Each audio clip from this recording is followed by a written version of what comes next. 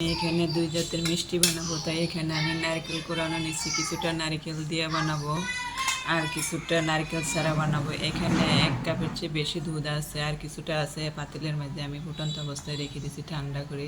এখন আস্তে আস্তে আমি দুধ দিয়ে সব কিছু একটু ধরনের গুলিয়ে মিশিয়ে নেব। প্রথমে আমি দুধটা ঢেলে দিলাম, হাত দিয়ে আমি মিশিয়ে নেব। অল্প কিছুটা সুজি নিয়েছি, বেশি নেই নাই, হাত দিয়ে নিয়ে নিয়েছি অল্প কিছু পরিমাণ।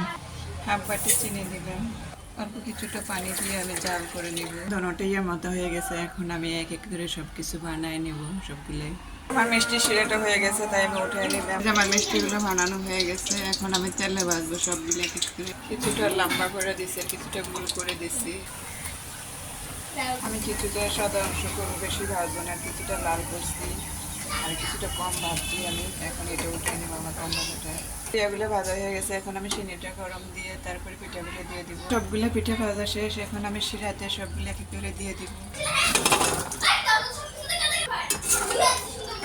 এখন ঢাকনা দিয়ে আমি চাল করে নেব। মিষ্টিটা হয়ে গেছে, উঠে একটা বাটি পরিষ্কার। আমার ইয়াগুলো বানানো কেমন হয়েছে প্লিজ আপনারা লাইক কমেন্ট শেয়ার করবেন, আমার জন্য দোয়া করবেন। এখানে আমি নারিকেল কোরানো দিয়েছি কিছুটা আর কিছুটা নারিকেল চারা বানাইছি। এইটা ভনরুটি দিয়ে আমি একটা মিষ্টি তৈরি করছি। কেমন হয়েছে প্লিজ আমার চ্যানেলটা লাইক কমেন্ট শেয়ার করবেন, আমার জন্য দোয়া করবেন। আজ এই পর্যন্ত যদি ভালো লাগে তাহলে আমার চ্যানেলটা একটু সাবস্ক্রাইব করবেন, লাইক করবেন, শেয়ার করে আমার জন্য দোয়া করবেন। আর আপনারা কোথা থেকে আমার ভিডিওটা দেখতেছেন আমার কমেন্ট করে জানাবেন। আর আমার জন্য দোয়া করবেন যাতে আমি ভবিষ্যতে সফল হতে পারি, আমার কাজটা যাতে আমি করতে পারি।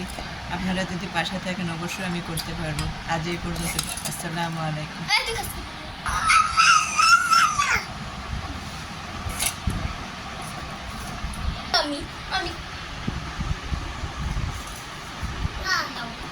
আল্লাহ হাফেজ।